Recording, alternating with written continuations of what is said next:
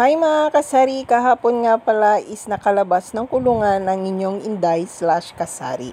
Naimbitahan nga kami kasari kahapon na kumain sa labas dahil birthday ng kaibigan ni Habi at kasamahan ni Bayaw sa kanyang restaurant. Syempre, kainan na naman ang ating puntahan, sino ba naman tayo para tumanggi. Habang nag-aantay nga kami ng aming order, ayan dumating na rin yung aming kanin. At syempre nakalagay siya sa maliit na kaldero at ang cute. Sa isa na rin palang dumating yung mga pagkain sa tinagal-tagal naming nag-antay. Pagkatapos ng mahaba-habang chismisan at mahaba-habang kwentuhan, sa wakas ay kakain na din kami. Alam niyo ba mga kasari, yung restaurant na kinainan namin is ang ganda-ganda at puro native yung mga nakadisplay sa kanilang restaurant. At ang isa pa doon, pag may birthday, ayan kinakantahan po nila ng happy birthday yung celebrant. Kahit gutom na kami, is no choice kami para kumanta. Pagkatapos namin kumanta ng happy birthday, talagang di na maawat yung gutom. Pasintabi na po pala sa mga nanonood sa akin dahil ang inyong kasari talagang gutom na. Huwag niyo nang pansinin yung aking pagnguya dahil yung balat ko is talagang nanginginig na mga kasari sa sobrang gutom. At ayan nga, ilang taon na pagsusubo, ayan tapos na rin akong kumain at syempre dumating na rin yung dessert ni kasari. O diba, craving satisfied ang inyong kasari at blooming na pagkatapos kumain. Pagkatapos nga pala namin kumain mga kasari, hindi na kami nagtagal dahil medyo nagbabadya na po yung inang langit na umulan. At habang papalabas nga kami ni Habi, ayan naabutan na nga kami ng ulan. Kailangan na nga pala namin magmadali mga kasari. Talagang naabutan kami ng ulan at pagka-uwi namin sa bahay, ayan kung nakita nyo, talagang bagyong-bagyo na. Minsan nga lang ako maglaboy, ayan naabutan pa ng bagyo.